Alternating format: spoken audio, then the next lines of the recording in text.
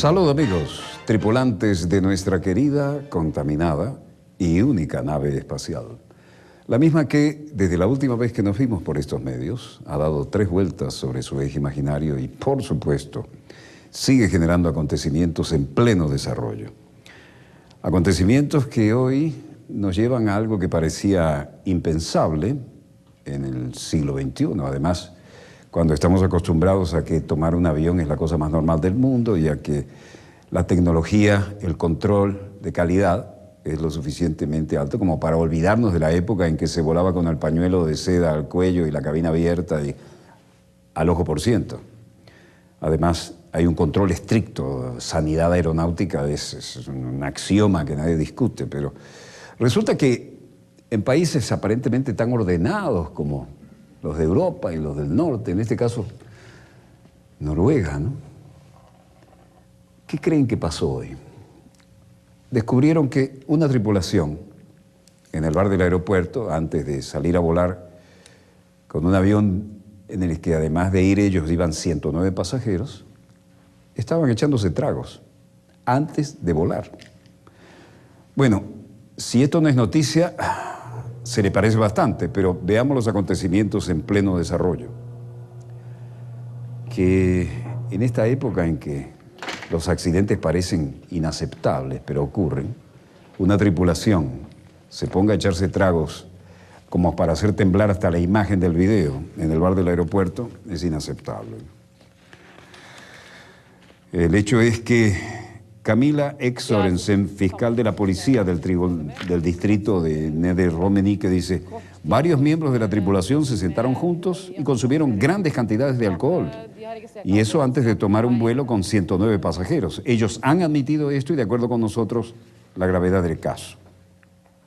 Jorun Legland, el abogado defensor para la tripulación, dijo: podría ser que el tribunal podría haber sido un poco demasiado estricto. Tenemos que mirar el veredicto y leerlo a fondo y entonces podremos decidir si apelará o no. Lo cierto es que el copiloto se encontró con un nivel en sangre de 1,35, 7 veces por encima del límite legal, y fue sentenciado a 6 meses de prisión hoy lunes. 2 azafatas también fueron condenados.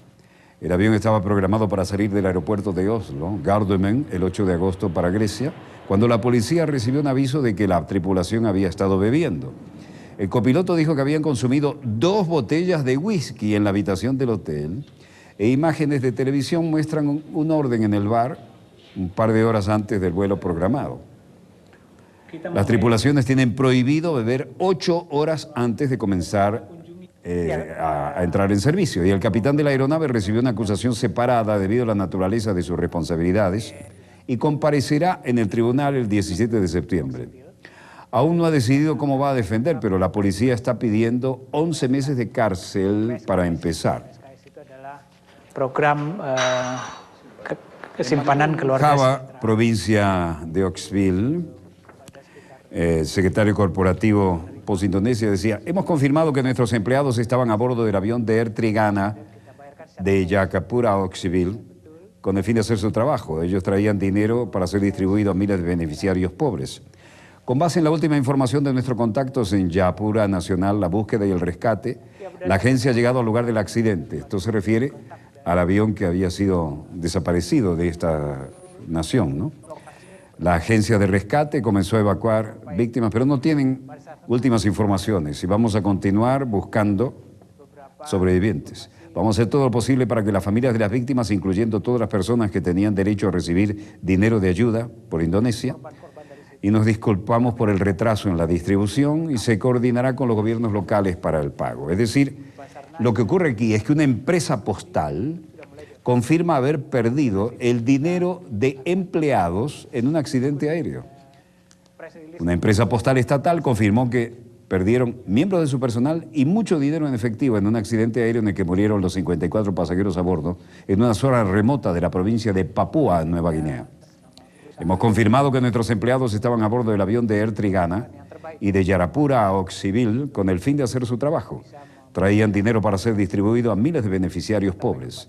Amrizal, al igual que muchos indonesios, decidieron ir, y dijo en una entrevista en Reuters, el turbohélice de doble motor también llevaba unos $470.000 como parte de un programa de asistencia al pueblo. La deficiente infraestructura en la provincia significa dinero de ayuda que a menudo es llevado por el aire porque la infraestructura terrestre no es confiable. Con base en la última información de nuestros contactos en Gayapura, la búsqueda y el rescate se han llevado a cabo como estaba previsto. Tim udara yang terjun ke lokasi akan membuat landasan helipad untuk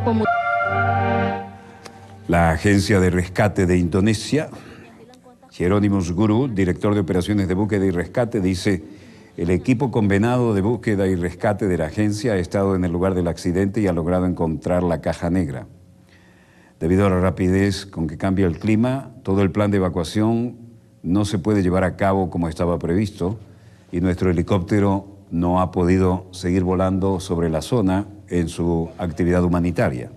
Yang berada di lokasi ini berhasil menemukan black box dari jam 13.30 waktu Indonesia bagian timur. Luego dijo, debido a que se necesitaría mucho tiempo para mover los cadáveres y llevarlos a un punto de encuentro para el rescate, se decidió que hoy se pospondrá la recuperación de las víctimas de los cuerpos, ¿no?, para mañana, y lo haremos a través del rescate aéreo, elevándolos con helicópteros. Akhirnya mereka putuskan besok pagi. En todo caso, los equipos recuperaron la caja negra del avión siniestrado de Indonesia y el ministro de Transportes de Indonesia, Julius Arribada Barata, ha anunciado este martes que los equipos de rescate han recuperado la caja negra del avión de Trigana Air Service, siniestrado hace 2 días en Papúa Nueva Guinea. Se ha localizado la caja negra. Esto puede traer los datos necesarios para saber qué ocurrió allí. Los equipos de rescate del martes llegaron al lugar al este de Indonesia, donde un avión de pasajeros se estrelló contra una montaña durante el fin de semana, matando a las 54 personas que iban a bordo. Encontraron que la aeronave estaba totalmente destruida, dijeron las autoridades. Más de 70 equipos de rescate llegaron al lugar del accidente, después de haber sido obstaculizado el esfuerzo por lo muy accidentadas características del terreno, por ser una zona boscosa, densa, y por el mal tiempo meteorológico. Así lo dijo Hangham Solicito, jefe de la Agencia Nacional de Búsqueda y Rescate de Indonesia. El registrador de datos de vuelo y de voz de cabina, las llamadas cajas negras, se encontraron en buen estado, dijo Solicito. Cualquiera sea el caso, se espera que esto pueda de alguna manera echar luces sobre este nuevo accidente aéreo y sobre todo una compañía que gozaba de cierto prestigio en su condición de seguridad aérea. Ahora lo intrincado de la zona hace muy difícil las operaciones de rescate. Mientras tanto, en Japón, en Gotema, en Shizuoka, la Fuerza de Defensa de Japón hacen su maniobra militar anual con un gran despliegue.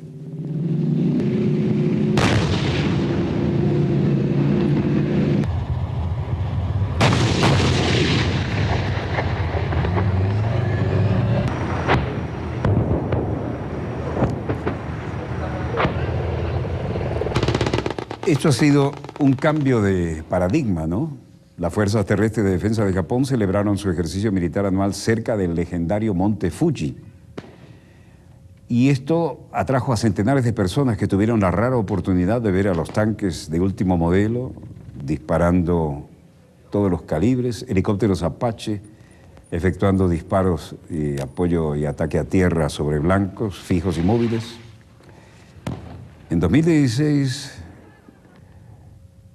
Fuji General tiene una potencia de fuego perforadora e incluyó una exhibición de poderío militar con escenario como la reconquista de una isla que había sido ocupada por enemigos de Japón. Las fuerzas aerotransportadas hicieron también un despliegue espectacular y realista.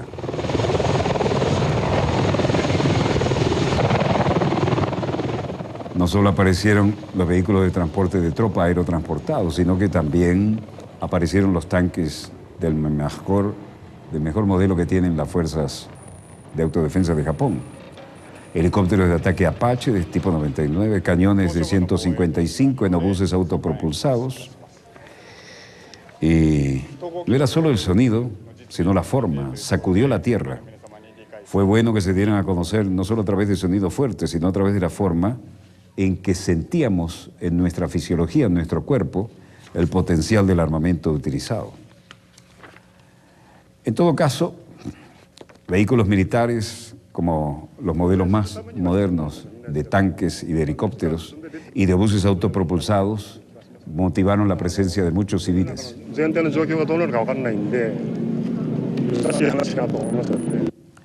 Dispararon centenares de veces contra objetivos inanimados en las estribaciones de la emblemática montaña de Japón, el monte Fuji.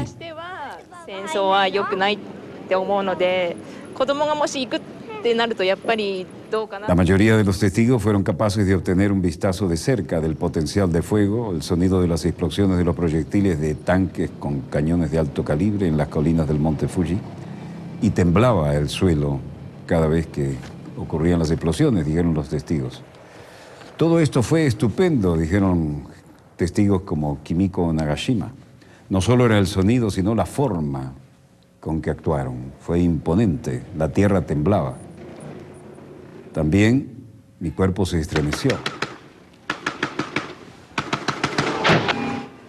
El cambio de paradigma es que la identidad de Japón como nación pacifista después de la Segunda Guerra se define en el artículo 9 de la Constitución, y eso está cada vez en más desacuerdo con la realidad.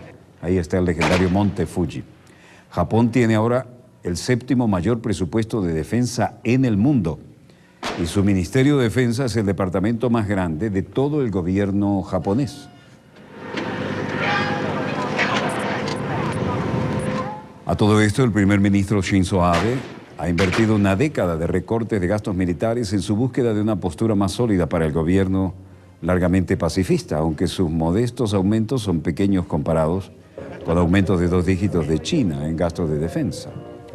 El mes pasado, Abe también se abrió paso entre la legislación en la Cámara Baja del Parlamento, que podría ver a las tropas enviadas a combatir en el extranjero por primera vez desde la Segunda Guerra Mundial, a pesar de las protestas y un riesgo de daño adicional a su costo político por tomar este tipo de decisión, según dijeron los testigos.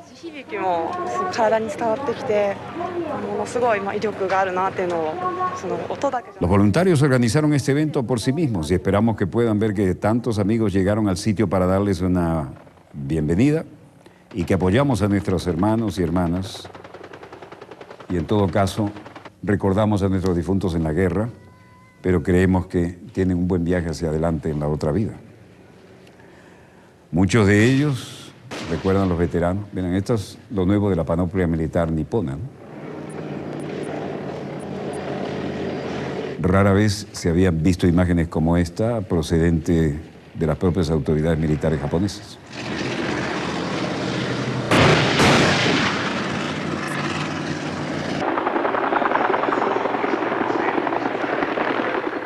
Las grabaciones militares para luego revisar el ejercicio y también para promocionar esta nueva actitud de Japón. Aquí se retiran bajo una lluvia de elementos que distraen los misiles. Esos que caían como bengala, ven el despliegue de blindados ligeros, ¿no? Y el apoyo de la cobertura aérea con helicópteros artillados. Toda una cobertura de humo para un despliegue de retirada del teatro de operaciones. Muchos de ellos tienen 18 o 19 años de edad.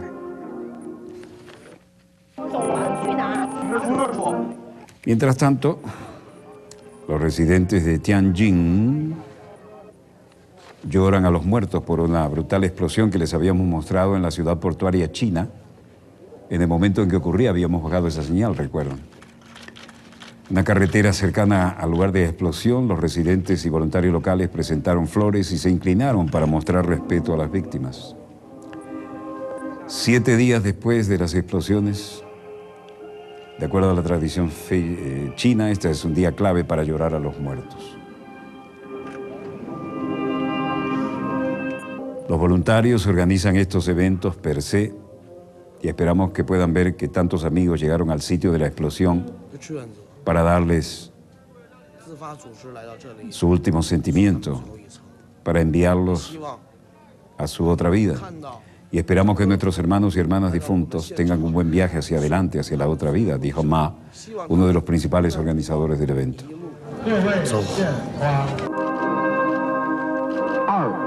También se celebraron servicios conmemorativos en otras ubicaciones de Tianjin el martes por la mañana, incluso en el lugar de la explosión y en refugios temporales de las comunidades residenciales. La cifra de muertos de las dos brutales explosiones se situó en 114, pero más de 700 personas resultaron heridas. No menos de 60 continúan desaparecidas y la mayoría de ellos, los bomberos, que fueron a tratar de controlar la situación. Sebastopol, la histórica Crimea, Vladimir Putin. Lamentablemente ahora estamos viendo esta escalada de conflictos y la culpa no recae en la milicia de Donbass, pero sí en la cara de su rival, dice Vladimir Putin. Espero que no habrá enfrentamientos directos a gran escala. En cuanto a los acuerdos de Minsk, creo que no hay otra alternativa para resolver la situación y al final, sin ningún tipo de duda, prevalecerá la paz. Nuestra tarea es reducir al mínimo las pérdidas. Vamos a tener en el momento en que llegamos a la paz una actitud de consolidar ese logro que esperamos sea lo más cercano posible. El futuro de Crimea fue determinado por las personas que viven en ese territorio. Votaron para reunirse con Rusia. Esa es la voluntad del pueblo y eso es todo, y punto. Vertical, desafiante, Vladimir Vladimirovich Putin acusa a Kiev por el aumento de la violencia en el este de Ucrania. Después de tomar una inmersión en un submarino bajo el agua en Crimea, en el Mar Negro, en la península, que Moscú anexió a Kiev el año pasado, Putin dijo a los periodistas: lamentablemente ahora estamos viendo esta escalada de conflictos y la culpa no recae en las milicias de Donbass, pero sí en la cara de su rival, refiriéndose a la región de Ucrania en manos de rebeldes. Bueno, aquí estaban toda la cadena de mando, como estamos viendo, ¿no? Y esta gente que ha navegado en casi todo, ahora lo hicieron en un batiscafo muy interesante.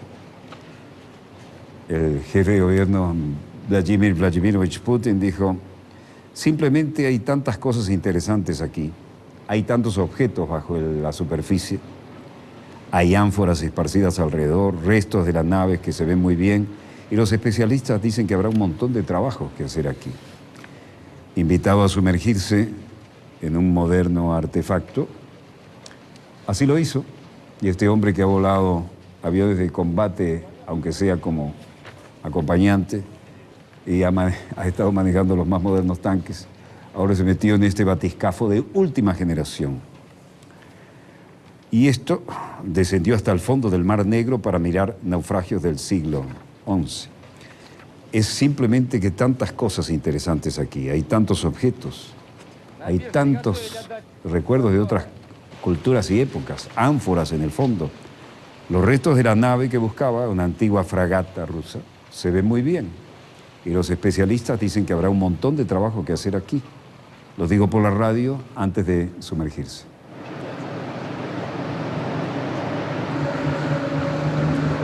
Como vimos, altos funcionarios rusos, entre ellos el primer ministro Dmitry Medvedev, el ministro de Defensa Sergei Shoigu, el presidente del Senado Valentina Matvienko y el jefe de personal Sergei Ivanov. De Putin llegó al muelle del puerto de Sebastopol, histórico, ¿no?, de la guerra de Crimea, tanto que se ha hablado y escrito y se ha filmado, incluso con... Aquí lo tenemos bajo agua ya.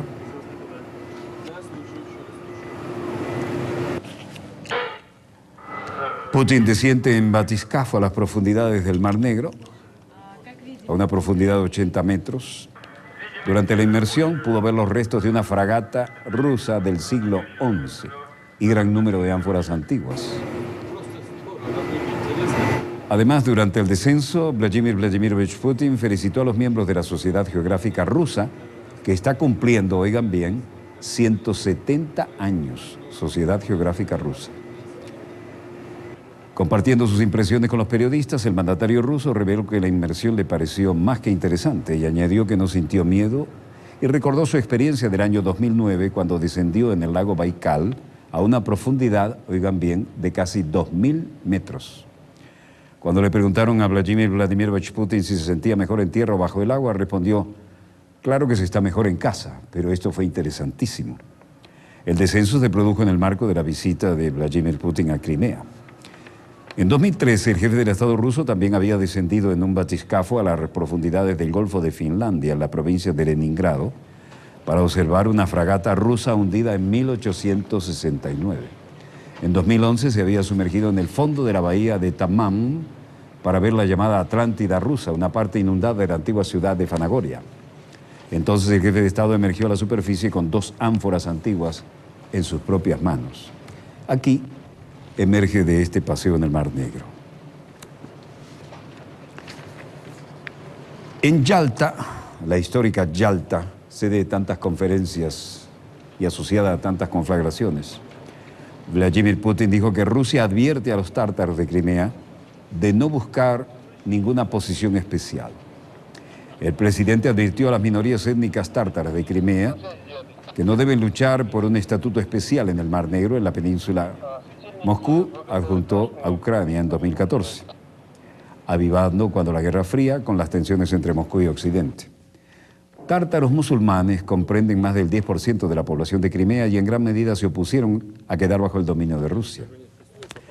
Putin dijo: les recuerdo que uno de los primeros pasos después de la reunificación de Crimea con Rusia concedía un especial estatuto jurídico igual a los 3 idiomas oficiales, las 3 lenguas de Estado, el ruso, el ucraniano y el tártaro de Crimea.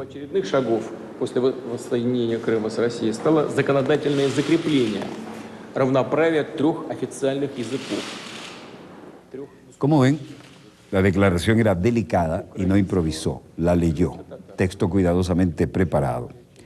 Y luego dijo: cualquier especulación acerca de cualquiera de los derechos especiales de los miembros de los grupos étnicos, que consideró a este aspecto como extremadamente peligroso si intentan cambiar la situación a la que habíamos llegado por acuerdo. Любые спекуляции на тему каких бы это ни было особых прав граждан, принадлежащих к той или иной национальности, к тому или иному этносу, в этой связи считают чрезвычайно опасными. Общероссийских и межрегиональных. En todo caso, para países que tienen inviernos tan duros como los de estas latitudes, especialmente Moscú, hoy ha habido una demostración de lo que es el cambio de temperatura y de estación. Obviamente estamos en la Plaza Roja y el ostentoso centro comercial en el corazón de la capital rusa, muy cerca del Kremlin, se llena con el olor y el color ¿de qué? No solo de las flores, de las sandías. Como una fuente de una cascada icónica, se convirtió en una montaña de sandías y de melones, festejando la estación cálida. Los clientes tomaron fotos y se posaron en los bancos que rodean la fuente. Algunos encontraron la iniciativa inesperada y muy divertida. Para nosotros que tenemos el privilegio de hacer playa todo el año aquí en Venezuela, o poder ir a la montaña y ver nieve todo el año, esto, para un moscovita que tiene nada menos que al general invierno que derrotó a Napoleón, es todo un evento, ¿no?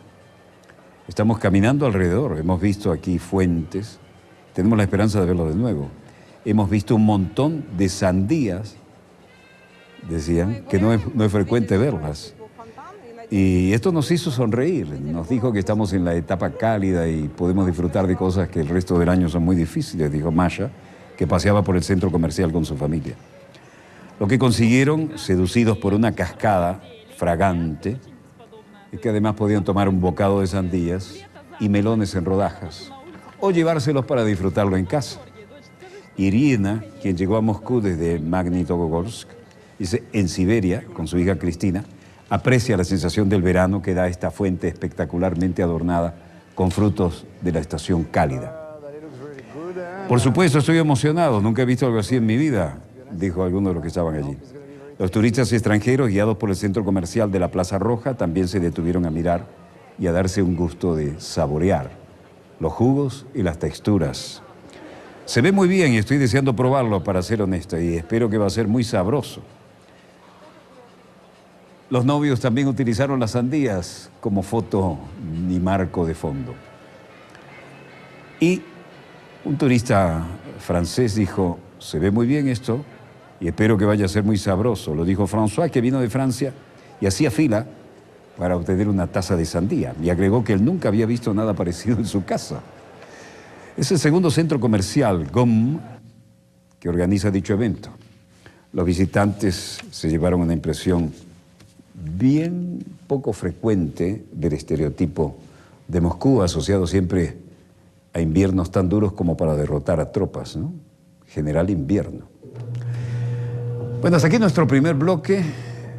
Casualidad, estamos viendo algo muy parecido a lo que acabamos de mostrarle en el monitor de satélites, pero no supera lo que hemos seleccionado para ustedes. Si fuera así, lo bajaríamos de inmediato y lo traduciríamos. A ver, vamos directo a Reuters, señor director. Un ponche en caliente. Ahí están, dándole a la sandía, al jugo y al cuerpo de la sandía. Volvemos al estudio. Cuando decimos en pleno desarrollo, es en pleno desarrollo. Lo que acabamos de mostrarle, refrendado a lo que está llegando directo desde Moscú. Breve corte y volvemos con más acontecimientos en pleno desarrollo. No se los pierdan, ya volvemos. Ahora vamos a mostrarles la intranquilidad que hay en el lejano oriente, ¿no? En el sudeste asiático. En este caso, Bangkok, Tailandia, aquello que ha hecho las delicias de tantos turistas, ahora tienen circunstancias diferentes, ¿no? Vean de dónde estamos hablando, ¿no? Estamos hablando de Tailandia, la península de Tailandia, y acá Bangkok. Un poco lejano a nuestra latitud desde la cual estamos transmitiendo para ustedes, ¿no? Desde la capital de la República Bolivariana de Venezuela. Pero así es nuestra cobertura a escala planetaria en nuestra querida, contaminada y única nave espacial. Tailandia es un paraíso para turistas, pero de pronto alguien está interesado en que eso no funcione tan bien. ¿Qué fue lo que ocurrió? Bueno, vamos a mostrárselo con los acontecimientos en pleno desarrollo. Tremenda explosión. Sacudió toda la ciudad. Y esto, francamente, rompió con un paradigma de tranquilidad y de orden.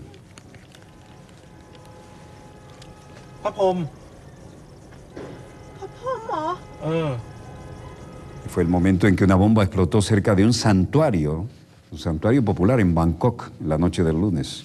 22 muertos y además afectando a los creyentes. El video del interior de un coche que acabamos de mostrarles daba la idea de cómo estaban las cosas. La policía dijo que la cifra de muertos fue de 22 y creciendo, y 123 personas heridas. Dijeron que la explosión fue causada por una bomba casera, y entre los muertos había 9 extranjeros de varios países asiáticos que estaban haciendo una peregrinación al templo.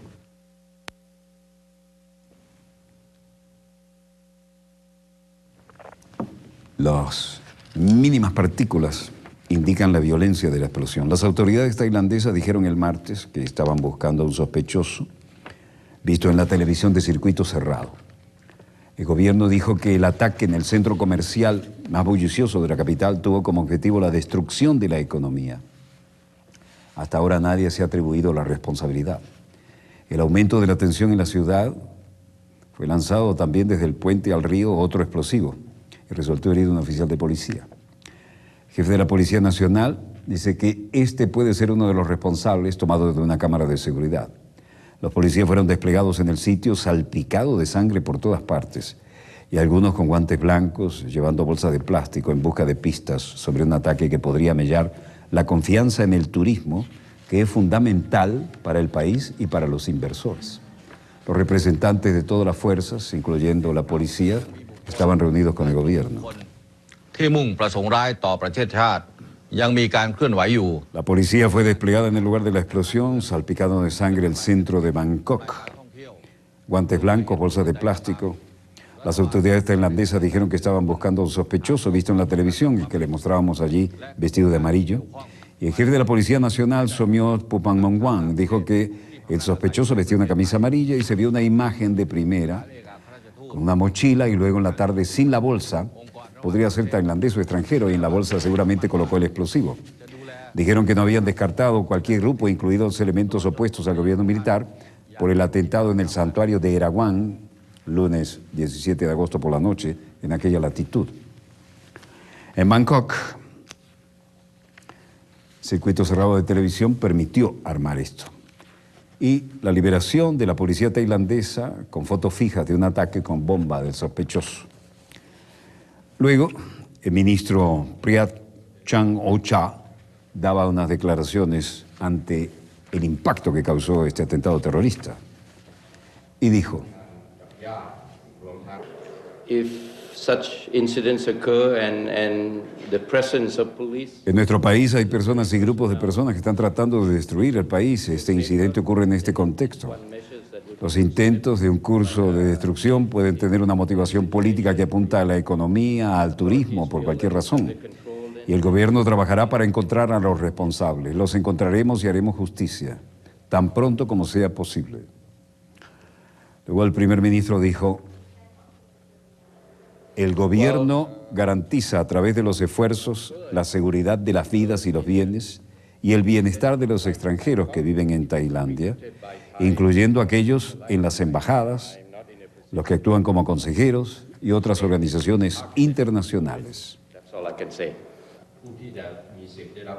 Ante todo, quería reiterar que la tradicional seguridad para extranjeros en Tailandia estaba garantizada, pero la gente estaba en shock. Las autoridades tailandesas dijeron que el ataque, lunes por la noche en esa latitud, apuntaba al santuario popular en el centro comercial más bullicioso de la capital y tuvo como objetivo la destrucción de la economía, pero nadie se ha atribuido la responsabilidad. En nuestro país hay personas o grupos de personas que están tratando de destruir. Recen por Bangkok, decía. Descansa en paz. Las garantías del gobierno a través de sus mejores esfuerzos para la seguridad y las vidas y los bienes y el bienestar de los extranjeros que viven en Tailandia, incluyendo a aquellas personas en las embajadas y en otras organizaciones internacionales que tienen sede en nuestro país. El santuario de Erawan es una esquina muy transitada y está muy cerca de los mejores hoteles y los centros comerciales, oficinas y hospitales. La gente decía: no podemos creer lo que ha pasado aquí. Estamos acostumbrados a paz, el orden, y esperamos que esto no vaya a afectar a la gente que viene a Tailandia a disfrutar de nuestra tradicional orden y eficiencia. 4 chinos, entre ellos 2 personas de Hong Kong, se encontraban entre los muertos, dijo la agencia de noticias Xinhua. 2 malayos, un singapurense, un indonesio y un filipino también murieron. Decenas de personas heridas, incluyendo muchos de China y Taiwán. El turismo es uno de los pocos puntos brillantes de una economía que todavía está luchando más de un año después de que los militares tomaran el poder en mayo de 2014 y justificaban un poco su situación por garantizar ley y orden. Representan alrededor del 10% de la economía y el gobierno, me refiero al turismo, había estado apostando a un nuevo récord de visitantes este año después de una fuerte caída en 2014 debido a meses de protestas callejeras y el golpe de Estado. El ataque también viene como Prayut bajo presión para hacer que la economía, que estaba en forma, sea reorganizada. Ahora estamos en Alemania, desde luego, y hay una visita importante y declaraciones de Steinmeier.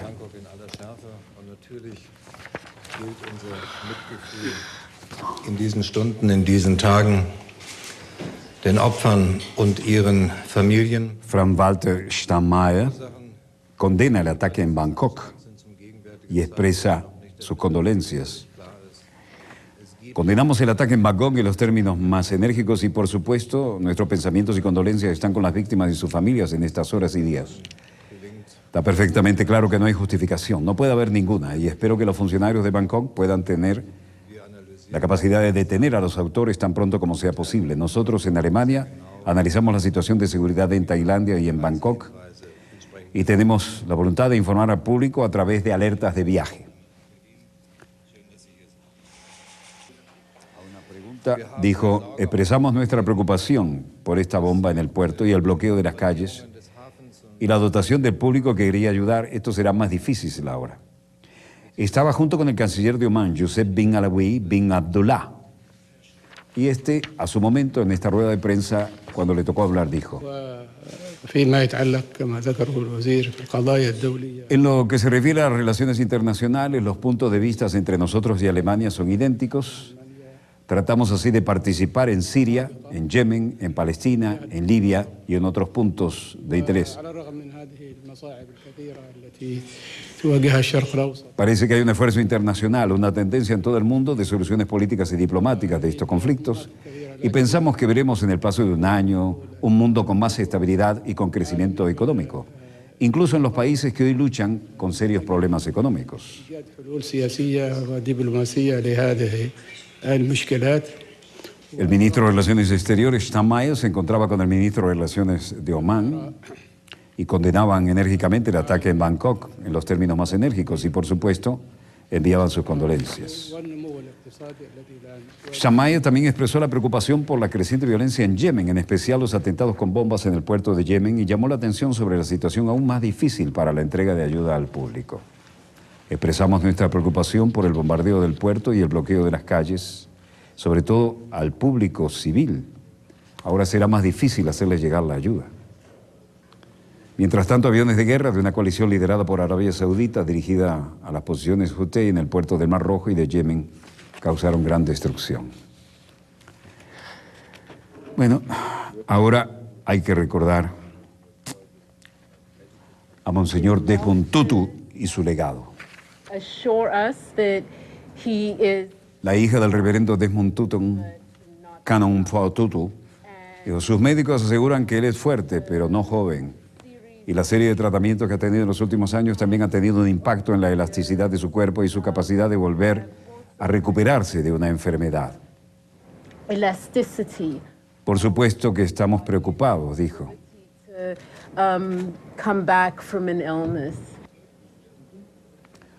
A una pregunta dijo, bueno, ¿qué tan grave es la situación? ¿Qué tan preocupados están? Of course, concerned. If we weren't concerned, he wouldn't. Por supuesto estamos preocupados, reiteró, y nos preocupa que no estaría en el hospital, pero entró en pánico y no estaba preocupado por su bienestar. Mi mamá preferiría tenerlo en casa para que ella pudiera alimentarlo con sus comidas favoritas y se acurrucaran y se dieran cariño, pero es una peripecia hacer la caminata de ida y vuelta al hospital y pasar un tiempo con él allí. The trek back and forth to the hospital and spending time with him there.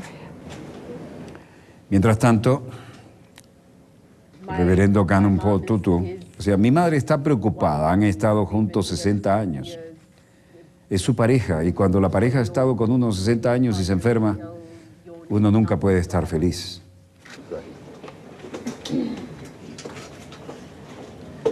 Todos recordamos con cariño al arzobispo Desmond Tutu, ¿no? Y aquí lo tenemos en otros tiempos mejores y todo el mundo está orando por él, ¿no?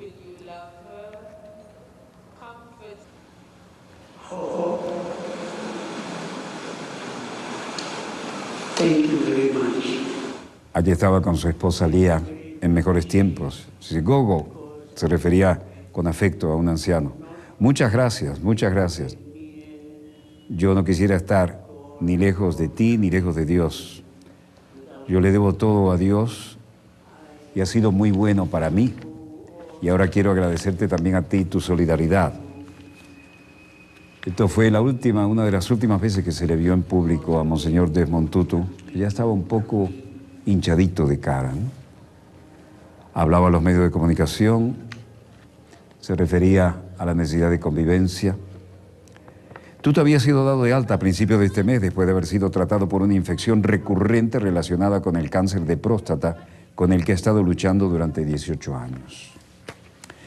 Ahora estamos en Fort Benning, en Georgia, donde se hacen ejercicios con mucho realismo en Estados Unidos.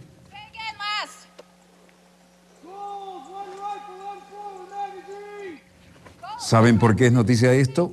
Porque por primera vez 2 mujeres pasan el durísimo curso de élite para formar parte de los Rangers, la unidad de élite del ejército de los Estados Unidos.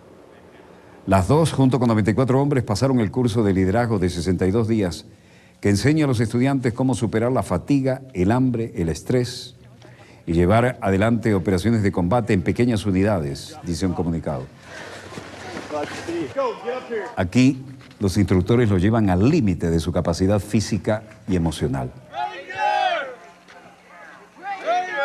En abril, 19 mujeres y 381 hombres comenzaron la primera escuela con los guardabosques del ejército que incluían mujeres. El curso en la base de Fort Benning, en Georgia, incluye bosques, terrenos montañosos y pantanos de la Florida.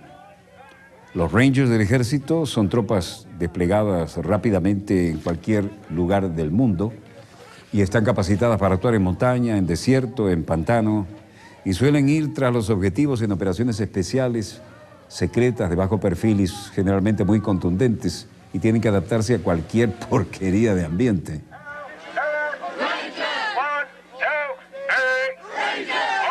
Aspectos destacados: una prueba de aptitud física, 49 flexiones de brazos, 59 abdominales, una carrera de 5 millas en 40 minutos, 6 chin-ups, una prueba de natación, una prueba de navegación terrestre, una marcha a pie de 12 millas en 3 horas, varias carreras de obstáculos, 4 días de alpinismo militar, 3 saltos en paracaídas, 4 saltos aéreos en helicópteros, movimientos de barcos de goma.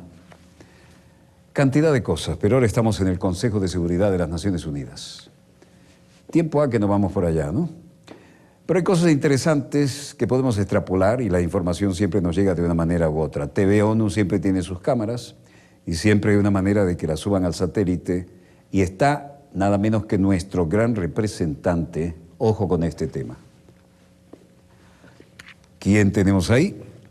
Nada menos que al expresidente. La delegación de la República Bolivariana de Venezuela, aunque no bloquea esta declaración y se acoge el consenso, sin embargo, no suscribimos los párrafos 8 y 10 de la misma por considerar que dichos párrafos vulneran la soberanía y el derecho a la autodeterminación del pueblo sirio al promoverse una transición política, incluyendo el establecimiento de un gobierno de transición sin su consentimiento, en contravención de la Carta de las Naciones Unidas.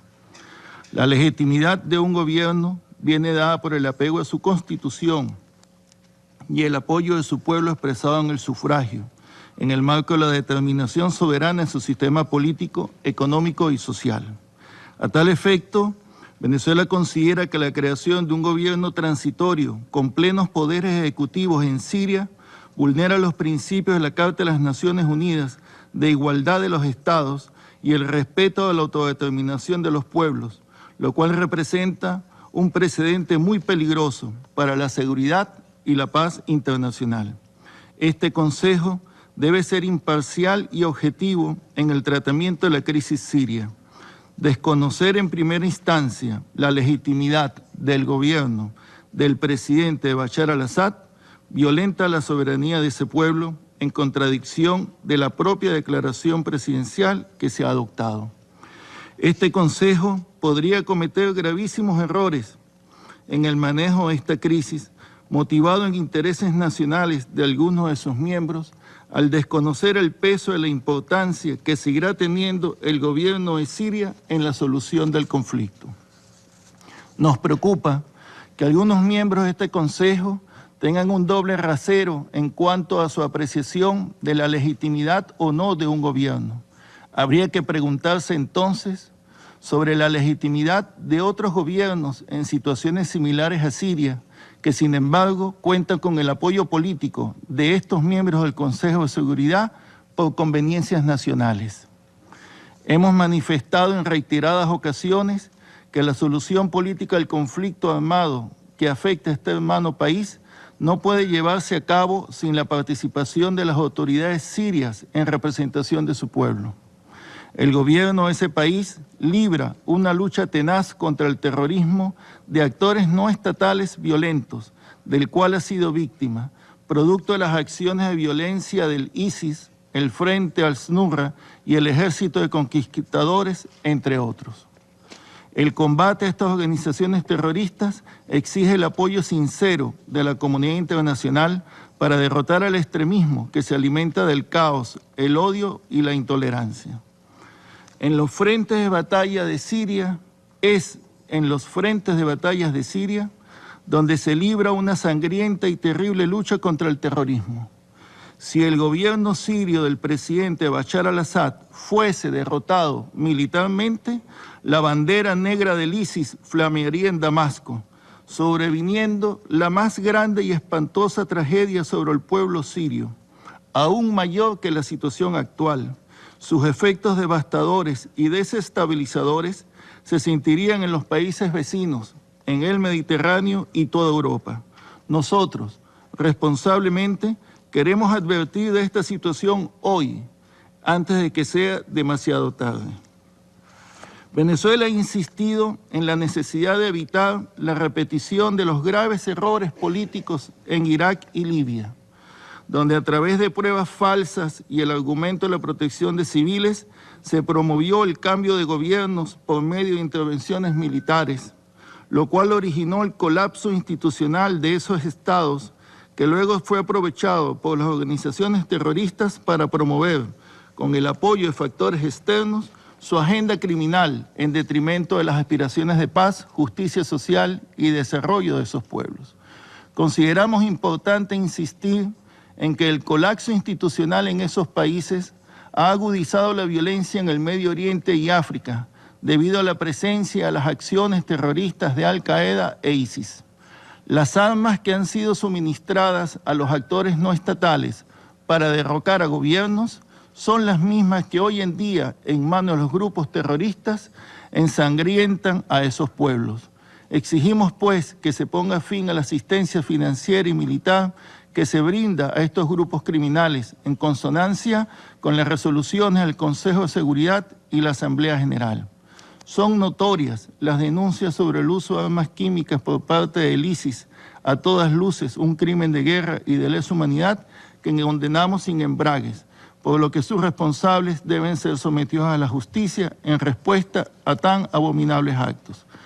Señora Presidenta, el procedimiento aplicado por algunos miembros de este Consejo para la elaboración de esta declaración adoleció de la inclusividad requerida en todo proceso de negociación. Los miembros electos de este grupo, una vez más, no fuimos invitados a participar en la elaboración de este documento.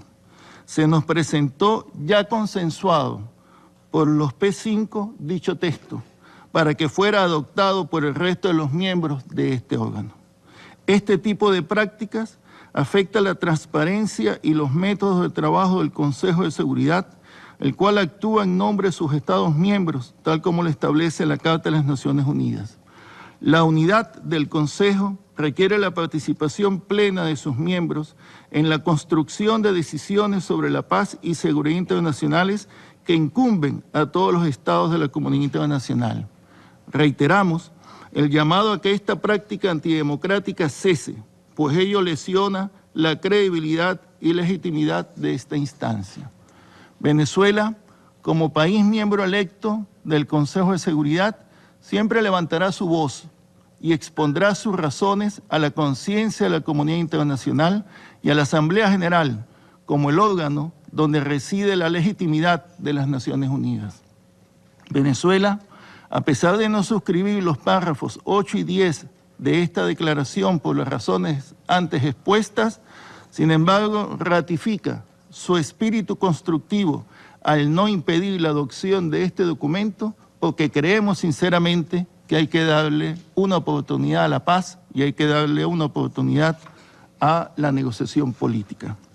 Para concluir, nuestro país reafirma su pleno apoyo a las gestiones diplomáticas del enviado especial del secretario general a Siria, señor Staffan de Mistura, en quien confiamos por sus reconocidas destrezas diplomáticas y cualidades humanas, que sea capaz de incorporar a todas las partes al proceso de negociaciones, incluyendo al gobierno sirio en la promoción de una solución negociada, política y pacífica al conflicto.